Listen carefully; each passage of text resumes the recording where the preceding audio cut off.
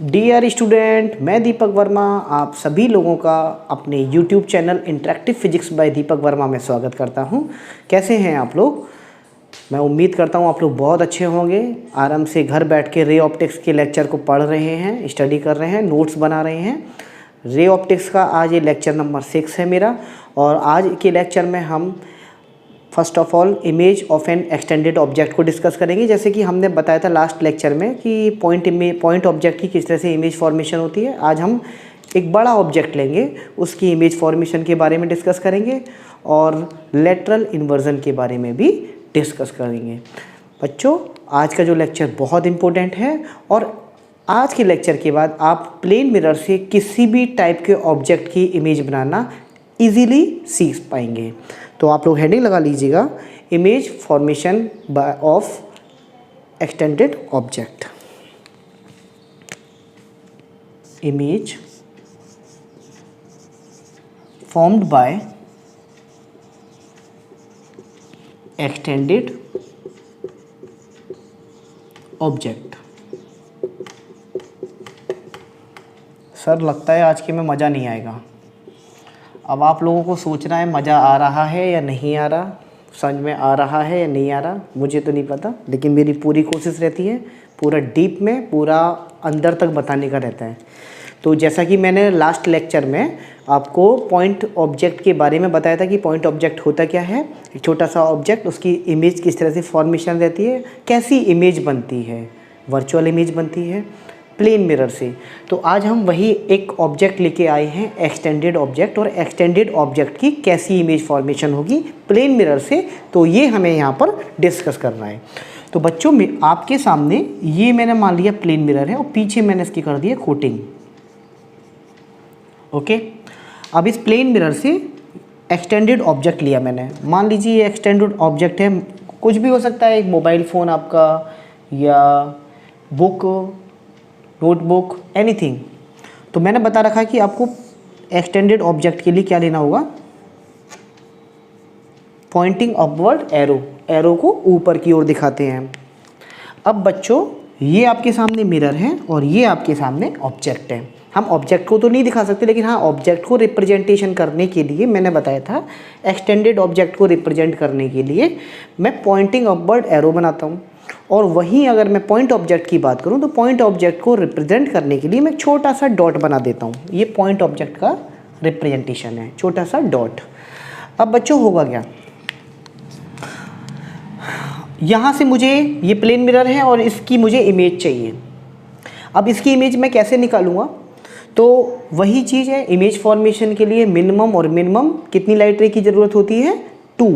There is minimum 2 light rays needed for an image formation। तो एक image formation के लिए 2 लाइट रे का होना बहुत ज़रूरी है। अब देखिए यहाँ से मान लीजिए एक लाइट रे मैं मानता हूँ बिल्कुल सीधी सीधी चली, ओके, मान लीजिए नॉर्मल से ही होके आ रही है, इसका नॉर्मल, इस मिरर का नॉर्मल। तो जब ये नॉर्मल से जाएगी तो नॉर्मल से ही वापस हो जाएगी, ये भी आपको पता है। सेकेंड थिंग इज दैट, एक और लाइट रे की अगर मैं बात करूं, मान लीजिए एक और लाइट रे गई जो कि नॉर्मल के साथ में एंगल बना रहा है I2 एंगल बनाते हुए ये इंसिडेंट हो रही है, और इस इंसिडेंट पॉइंट का नाम मैंने दे दिया, मान लीजिए ए पॉइंट पर इंसिडेंट हो रही है। तब क्या होगा, ये R2 एंगल के साथ में क्या होगा, रिफ्लेक्ट हो जाएगी। ये कौन सा एंगल है, R2, और आपको पता है I2 इक्वल टू R2 रहेगा, लॉ ऑफ रिफ्लेक्शन के अकॉर्डिंग, प्लेन मिरर है। अब ओके, तो यहाँ पर बच्चों बात करें हम, 2 हमारे सामने लाइट रे हो गई। पहला तो ये हो गया इमेज लाइट रे की, लाइट रे इंसिडेंट हुई और वापस रिफ्लेक्ट हो गई 0 डिग्री एंगल के साथ में। सेकेंड थिंग इज़ दैट, ये सेकेंड नंबर की लाइट रे थी। सेकेंड नंबर की लाइट रे ए पॉइंट पर स्ट्राइक करती है और ए पॉइंट से ही रिफ्लेक्ट हो जाती है। मान लीजिए इसका नाम दे देते हैं हम बी, या सपोज दैट फर्स्ट वाले का नाम देते हैं हम ए और इस पॉइंट का नाम दे देते हैं हम बी। ओके, तो पहली वाली लाइट रे ए पॉइंट पर इंसिडेंट होती है। कैसे इंसिडेंट हो रही है? नॉर्मल के अबाउट, यानी जो ये नॉर्मल है इसका, इस नॉर्मल पे ही वो लाइट रे आ रही है। तो नॉर्मल पे आ रही है तो नॉर्मल से ही वापस जाएगी, तो नॉर्मल से ही वो बैक हो गई है, वापस बाउंसिंग बैक। यदि मैं सेकेंड लाइट रे की बात करूं तो सेकेंड लाइट रे में इस ऑब्जेक्ट से एक और लाइट रे पहुंची और बी पॉइंट पर उसने स्ट्राइक किया, बी पॉइंट पर इंसिडेंट हुई। नॉर्मल के साथ में उस बी पॉइंट पर स्ट्राइक होने के बाद में नॉर्मल से कितना एंगल बना रही है वो, सॉरी I2 एंगल। तो ये एंगल ऑफ इंसिडेंस हो गया। R2 एंगल ऑफ रिफ्लेक्शन है, बी पॉइंट से ही वापस रिफ्लेक्ट होगी, तो ये R2 हो गया। तो I2 is equal to R2 रहेगा according to law of reflection of light, ये भी आपको पता है। अब देखिए, अब हमें यहाँ पर इमेज फॉर्मेशन देखनी है किस तरह से बनेगी। चूँकि इसको पीछे करिए, रिफ्लेक्टेड लाइट बैक हो रही है, इसको पीछे करेंगे और इसको पीछे करेंगे। तो ये लीजिए भैया, इसको पीछे किया और इसको पीछे किया, तो ये पॉइंट ऑफ इंसिडेंस मिलता है। पीछे मैंने बताया बैकवर्ड करेंगे तो डॉटेड लाइन से दिखाना पड़ेगा इमेजिनरी, क्योंकि जो चीज़ रियल में नहीं मिल पाती हैं तो उनको इमेजिनरी रूप से मिलाना पड़ता है। तो काल्पनिक तरीके से हमने इनको मिलाया, किसको? ए पॉइंट से जो लाइट रे रिफ्लेक्ट हुई थी उसको हमने पीछे डॉटेड लाइन से बढ़ाया, माना कि हमने ये ऐसे आ रही है। इसी तरीके से बी पॉइंट से ये लाइट रे जा रही थी तो हमने माना कि ये भैया लो ऐसे आ रही है, और कहाँ से आ रही है? इस पॉइंट से आ रही है। ये मैंने बड़ा सा बना रखा है सर्कल, इसको मैंने कलर कर दिया। तो बच्चों ये जो इमेज बनी है वो इस टॉप मोस्ट पार्ट की बनेगी, ठीक है। अब इसी तरीके से मैं नीचे वाले पार्ट की मुझे अगर इमेज फॉर्मेशन चाहिए तो लीजिए भैया वो भी बना देता हूँ मैं। तो नीचे वाले पार्ट के लिए मैं क्या करूँगा, ये लीजिए, थोड़ा सा इसको और बड़ा कर लीजिए। ये लीजिए, एक लाइट रे पहुँचेगी नॉर्मल टू द मिरर, तो वो नॉर्मल टू द मिरर ही वापस हो जाएगी उसी नॉर्मल पे 0 डिग्री का एंगल बनाते हुए रिफ्लेक्ट हो गई। मान लीजिए ये पॉइंट है आपका C, और इसी तरीके से एक और पॉइंट लेते हैं हम D। अब इस D पॉइंट पे क्या होगा, ये एक और लाइट रे पहुंची मान लीजिए D पॉइंट पर, तो वो D पॉइंट से ही वापस हो जाएगी। ये बना आपका नॉर्मल, और नॉर्मल के साथ में ये एंगल बना मान लीजिए I4 और R4। तो एक्सटेंडेड ऑब्जेक्ट के लिए मैंने यहाँ पर कितनी इमेज दिखाई है, सॉरी कितनी लाइट रे दिखाई है, 1 2 3 एंड 4। ये हो गया आपका नंबर 3 और ये हो गया नंबर 4। ओके, अब आप समझिए, थोड़ा सा हौच पौच हो रहा होगा लेकिन समझने की कोशिश कीजिएगा। ये जब ऑब्जेक्ट था तो ऑब्जेक्ट के लिए मैंने, ये एक्सटेंडेड ऑब्जेक्ट है, पॉइंट ऑब्जेक्ट नहीं है बच्चों। तो पॉइंट ऑब्जेक्ट होता तो मैं 2 लाइट रे से ही मैं उसकी इमेज बना देता, लेकिन यहाँ पर ये बन रहा है एक्सटेंडेड ऑब्जेक्ट। तो बच्चों जब कोई पूरा बड़ा ऑब्जेक्ट होता है तो पूरे बड़े ऑब्जेक्ट के लिए, एक्सटेंडेड ऑब्जेक्ट के लिए हमें क्या रहता है, हम 2 से ज़्यादा बनाएंगे इमेज, क्योंकि दो मिनिमम 2 रेज से पॉसिबल है। मैं मानता हूँ 2 लाइट रे से पॉसिबल है आप इसकी इमेज बना सकते हैं, लेकिन कितना बनेगा? आप यहाँ से एक लाइट रे कराएंगे मिरर से, फिर वो बैक हो गई, फिर एंगल ऑफ इंसिडेंस I2 बना, फिर R2 बना, तो ये टॉप मोस्ट पार्ट ही निकल के आ पाएगा। आपको पूरे की इमेज चाहिए ना, तो आप एक नीचे से पार्ट ले लो, एक ऊपर से ले लेते हो, एक नीचे से ले लेते हो, तो क्या होता है बीच का सारा कवर्ड हो जाएगा ना उतने एरिया का। तो कहने का मतलब ये आपने 2 लाइट रे यहाँ से निकाल दी और 2 लाइट रे नीचे से निकाल दीजिए, बस यही चीज़ है। ये आपके सामने ऑब्जेक्ट था तो एक लाइट रे ये पहुँची, बैक हो गई, फिर से सेकेंड लाइट रे, तो इसका टॉप मोस्ट पार्ट यहाँ बन के आ गया। अब नीचे वाले के लिए मैं बात करूँ तो नीचे वाले के लिए मान लो एक लाइट रे नंबर 3 C पॉइंट पर स्ट्राइक करती है और C पॉइंट से ही वापस बैक हो जाती है। बैक हो गई भैया लो। अब फिर से यहाँ के पोर्शन के लिए मुझे इमेज बनाने के लिए 2 लाइट रे की ज़रूरत होगी, तो यहाँ पर 3 और ये 4, तो 4th नंबर की कैसे बनेगी, यहाँ से एक लाइट रे इंसिडेंट करेगी D पॉइंट पर, D पॉइंट पे इंसिडेंट करने के बाद में वो R4 एंगल बनाते हुए रिफ्लेक्ट हो जाएगी, वापस रिफ्लेक्ट हो जाएगी। तो ये लीजिए भैया, ये I4 बना और ये बना R4। अब हमें नीचे वाले पार्ट की इमेज चाहिए तो कैसे बनाएंगे, यहाँ तो मिल नहीं पा रही है, देखिए ये लाइट रे तो आगे जा रही है और ये लाइट रे कुछ इस तरह से निकल रही है। लेकिन हाँ, इनको अगर हम पीछे हटाएंगे, ये ऐसे करके पीछे हटाएंगे तो लगभग ये किसी पॉइंट पर आके, मान लीजिए इसका नाम दे देते हैं E एंड F या E dash and F dash. Okay, F dash point पर आके मिलती है। तो बच्चों मान लीजिए ऑब्जेक्ट का नाम था E F, तो E डैश F डैश यानी E डैश से F डैश तक की जो डिस्टेंस होगी ये लीजिए भैया, ये मैंने डिस्टेंस बना दी E dash and F dash. तो जो ये ई एफ की इमेज बनी है, ई डैश एफ डैश कैसी बनी है? वर्चुअल इमेज बनी है, क्योंकि बिहाइंड द मिरर बन रही है, ठीक है, और इरेक्ट बन रही है। तो कहने का मतलब बच्चों यहाँ पर ये है कि आपके सामने एक्सटेंडेड ऑब्जेक्ट हो या पॉइंट ऑब्जेक्ट हो, मिरर से अगर आप बना रहे हैं, प्लेन मिरर से इमेज बना रहे हैं, तो वो हमेशा और हमेशा कैसी बनेगी? वर्चुअल बनेगी, रियल नहीं बनेगी, वर्चुअल बनेगी।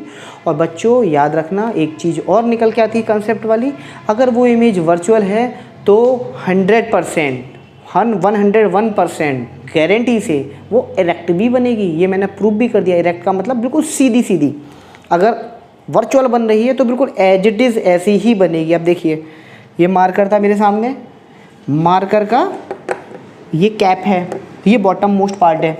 अब अगर इसकी इमेज देखनी है तो ये देखिए भैया, यही बनना है, यहाँ पर एरो ऊपर बनना है, यहाँ पर भी एरो ऊपर आ रहा है, और बॉटम वाला पार्ट नीचे। कहने का मतलब ये है कि जैसा इमेज है वैसे, जैसा ऑब्जेक्ट है वैसी ही ऑब्जेक्ट की इमेज बनेगी। जैसा ऑब्जेक्ट के मान लीजिए यहाँ पर कैसा भी उसका फेस है या जो भी इसका स्ट्रक्चर है या जो भी उसका शेप है, वही शेप यहाँ निकल के आएगी। नीचे वाले पार्ट की शेप नीचे वाले पार्ट में निकल के आएगी। बीच में कुछ भी हो रहा हो, मान लो ये ऐसे करके हो रहा हो, तो कुछ लगभग इस तरह से यहाँ पर हो रहा होगा, क्योंकि ये एरिया जितना उसने कवर किया वही एरिया उसने यहाँ कवर किया है। तो कहने का मतलब ये है, इसका समरी ये निकल के आता है बच्चों कि प्लेन मिरर से जो इमेज फॉर्मेशन होती है वो पहले नंबर पे वर्चुअल होती है, सेकेंड नंबर पे इरेक्ट होती है, और तीसरी चीज़ वो यह है कि वो जो इमेज बनती है वो सेम साइज की बनती है। मान लीजिए ये 10 मीटर का है तो भाई साहब ये 10 मीटर का ही बनेगा, ये 5 मीटर का है तो ये 5 मीटर की ही इसकी इमेज बनेगी। तो ये 3 पॉइंट आप लोग नोट कर लीजिए। पहला पॉइंट जो है, सब नोट जल्दी करा रहे हो आप? करा रहा हूँ भैया, करा रहा हूँ, आराम से चल रहा हूँ, क्योंकि बच्चों की मैग्नेटिज्म की रिक्वायरमेंट आ गई है। लेकिन अभी रे ऑप्टिक्स शुरू हुआ है, रे ऑप्टिक्स के भी लगभग 15 लेक्चर हो जाएंगे कम से कम, उसके बाद ही मैं मैग्नेटिज्म स्टार्ट कराऊंगा। पहले नंबर पे ये है कि इमेज फॉर्मेशन जो रूल निकल के आया फाइनली, कि प्लेन मिरर से जो इमेज का कंक्लूजन है वो ये है कि इमेज विल बी वर्चुअल, और वर्चुअल के साथ में एक सीधा संबंध है इरेक्ट, लगा देना आँख बंद करके, चाहे वो कॉनकेव मिरर आए, कॉन्वेक्स मिरर आए, कॉनकेव लेंस आए, कॉनकेव लेंस आए, जैसा भी कुछ भी आए, वर्चुअल कोई भी चीज़ हो रही है तो वो इरेक्ट बनेगी, बिल्कुल सीधी सीधी बनेगी। Second thing is that image is of same size as object, यानी कि जैसा आपका ऑब्जेक्ट है वैसे ही आपकी इमेज बनेगी। तो बच्चों यहाँ पर ये दोनों पॉइंट क्लियर हुए, इमेज वर्चुअल और इरेक्ट नेचर की बनेगी। कहाँ से भाई साहब? प्लेन मिरर से। ये प्लेन मिरर के रूल्स हैं। प्लेन मिरर, अब चाहे ऑब्जेक्ट आप चाहे एक्सटेंडेड लेके आ जाओ, चाहे छोटा सा डॉट लेके आ जाओ, स्मॉल लेके आओ, कैसा भी लेके आओ, चीज़ें यही रहेगी। और तीसरी चीज़ ये डिस्टेंस का, जैसे मैंने बताया कि मान लीजिए मैं प्लेन मिरर के सामने खड़ा हूँ और प्लेन मिरर से मैं मान लीजिए मेरे से प्लेन मिरर की जो डिस्टेंस है वो है 5 मीटर, तो जो मेरी इमेज बनेगी वो मिरर से ही 5 मीटर पीछे बनेगी। देखिए थर्ड पॉइंट को आप लोग पॉइंट करके लिखिएगा और उसी डायग्राम के थ्रू बनाइए, क्योंकि डायग्राम से हमें बहुत अच्छा समझ में आता है। देखिए ये थर्ड पॉइंट हो गया। थर्ड पॉइंट आपका क्लियर ऐसे होगा, ये मान लीजिए आपके सामने प्लेन मिरर है और प्लेन मिरर से मान लीजिए ये बच्चा खड़ा हुआ है, बहुत प्यारा सा बच्चा है, बहुत सुंदर सा। ये लीजिए इसकी आँखें, ये इसका नोज़ बना दिया मैंने जैसा भी है। अब ये बच्चा मान लीजिए 10 मीटर की डिस्टेंस पर खड़ा हुआ है प्लेन मिरर से, ये आपका क्या है? Plane mirror. और बच्चों ये कॉम्पिटिटिव एग्जाम में भी अक्सर आता है, एक एक नंबर का पूछ लेता है। कहो तो बड़ी बात नहीं है, मैं नीट के लिए भी बोलता हूँ, नीट में थोड़ा सा वेरिएबल करा दिया था, वेरिएशन, लेकिन हाँ अच्छा क्वेश्चन है कि अगर वो 10 मीटर की डिस्टेंस पे खड़ा है तो उसकी इमेज कितनी डिस्टेंस पे बनेगी। तो बच्चों आंख बंद करके आप 10 मीटर दूर मिरर से लगा देना। कैसे कि देखिए 10 मीटर की डिस्टेंस पे खड़ा हुआ है तो इसकी जो इमेज बनेगी भैया ऐसी ही बनेगी। ये लो भैया इसकी इमेज बन गई, ये लो ऐसे करके मैंने बनाया है, ये बनाया है, ये लीजिए भाई साहब, ये लीजिए, और ये डिस्टेंस भी कितनी रहेगी 10 मीटर। ठीक है, वेरिएशन में कभी कभी बच्चों ये पूछ लेता है उस बच्चे की उस इमेज से कितनी डिस्टेंस रहेगी, दोनों को ऐड कर दो, 10 + 10 20 मीटर। सिंपल फंडा है। तो कहने का मतलब ये है कि मिरर से अगर ऑब्जेक्ट जितनी डिस्टेंस पे रहेगा उसकी इमेज भी मिरर से उतनी ही डिस्टेंस पे रहेगी। चलो इसको मैं एक एग्जांपल के थ्रू और समझ लेता हूँ, कभी कभी वो बोर्ड में पूछ भी लेता है। मान लीजिए एक बच्चा है, उसका नाम है मान लीजिए डेविड। तो ये डेविड नाम का बच्चा है और डेविड नाम का बच्चा जो है यहाँ से 10 मीटर की डिस्टेंस पर है। ओके, अब उससे ये पूछा जा रहा है क्वेश्चन में कि भैया प्लेन मिरर के सामने खड़ा हुआ 10 मीटर की डिस्टेंस है और वो 2 मीटर चलता है, तो अब उसकी और इमेज की बीच की डिस्टेंस बताइए, यानी अब वो कितना मीटर चल रहा है 2 मीटर। ओके, तो अब देखिए फर्स्ट केस में क्या था कि फर्स्ट केस में ये डेविड था, ये भैया डेविड है, तो डेविड की इमेज भी यहाँ पर बनेगी। लीजिए भैया डेविड की इमेज बन गई और यहाँ की जो डेविड की इमेज है उसकी डिस्टेंस कितनी रहेगी 10 मीटर। ओके, अब डेविड की इमेज 10 मीटर है, लेकिन अब डेविड चल कितना रहा है, डेविड चला है आपके सामने 2 मीटर, यानी कि अब उसकी न्यू पोजीशन कितनी हो गई है, अब यानी 2 मीटर चला है, यानी मिरर के पास में आ रहा है। मिरर के पास में आने पे उसकी डिस्टेंस रह गई है 8 मीटर, तो उसकी इमेज भी तो खिसक के आएगी भाई साहब 8 मीटर। ये लीजिए 8 मीटर, तो टोटल डिस्टेंस कितना हो गया आएगा, न्यू पोजीशन या total distance between image and object 8 + 8 = 16 metre. कहने का मतलब ये डेविड भी एक ऑब्जेक्ट है। ओके, बेशक चाहे वो नॉन ल्यूमिनस ऑब्जेक्ट है, लेकिन हाँ वो एक ऑब्जेक्ट है। तो बच्चों ये कंसेप्ट था, आप लोग इसको नोट कर लीजिएगा।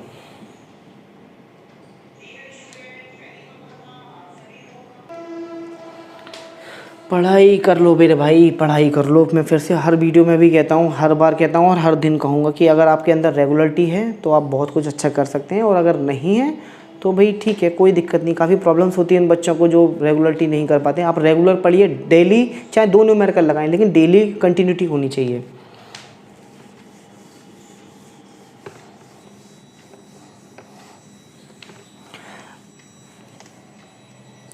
अब मैं बात करूं बच्चों लेटरल इन्वर्जन की। लेटरल इन्वर्जन के बारे में बच्चों हम लोग डिस्कस तो कर लेंगे डिटेल में। लेटरल इन्वर्जन बेटा सिंपली फंडा है कि यदि आप मिरर के सामने जाएंगे और अपने राइट हैंड को ऊपर करेंगे तो आपको क्या दिखाई देगा कि जो आपके सामने मिरर है, तो मिरर में आपको हमेशा और हमेशा लेफ्ट हैंड दिखाई देगा कि लेफ्ट हैंड आपने रेस किया हुआ। अगर आप ऐसे खड़े होंगे तो आपके मिरर के सामने ऐसे दिखाई देगा। और सिमिलरली इसी तरीके से यदि आप लेफ्ट हैंड अपना रेस करेंगे तो वहाँ पर राइट हैंड रेस होगा। क्यों होगा? Due to reflection of light. तो ये फंडा था। कभी भी आपने देखा होगा, इसका एक एग्जांपल और है कि मैं बात करूँ जैसे एम्बुलेंस है, तो एम्बुलेंस में हमेशा क्यों उल्टा लिखा रहता है एम्बुलेंस, ठीक है, वो लेटरली इन्वर्टेड रहता है क्योंकि सामने से कोई भी बंदा देखेगा तो उसको मिरर से वो लेटरली दिखाई देगा, तो इससे वो सीधा दिखाई देगी हाँ भैया एम्बुलेंस लिखा हुआ है। तो ये सारी की सारी चीज़ें हैं। तो ये लेटरल इन्वर्जन के अंदर आती है। लेटरल इन्वर्जन है कुछ नहीं कि ये रिफ्लेक्शन ऑफ लाइट की वजह से होता है कि कभी भी आप मिरर में कुछ भी चीज़ उठाएंगे, मान लीजिए आप इस मार्कर को ऐसे उठा रहे हैं अपने राइट हैंड से, तो आपको मिरर में आप देखिएगा, करके देखिएगा, तो मिरर में ये चीज़ यही मार्कर उठाई देगा सेम साइज का, लेकिन लेफ्ट हैंड से। तो this phenomenon is known as lateral inversion. तो थैंक यू बच्चों। नेक्स्ट लेक्चर में हम लोग टाइप्स ऑफ मिरर डिस्कस करेंगे जो कि बहुत इंपॉर्टेंट है, मज़ा आने वाला है। मिरर में कॉनकेव मिरर, कॉन्वेक्स मिरर, तैयार रहिएगा। मेरे नेक्स्ट वीडियो के को लेकर आप लोग थोड़ा सा वेट कर लीजिए और जल्दी ही वो लेक्चर भी आने वाला है। Thank you very much.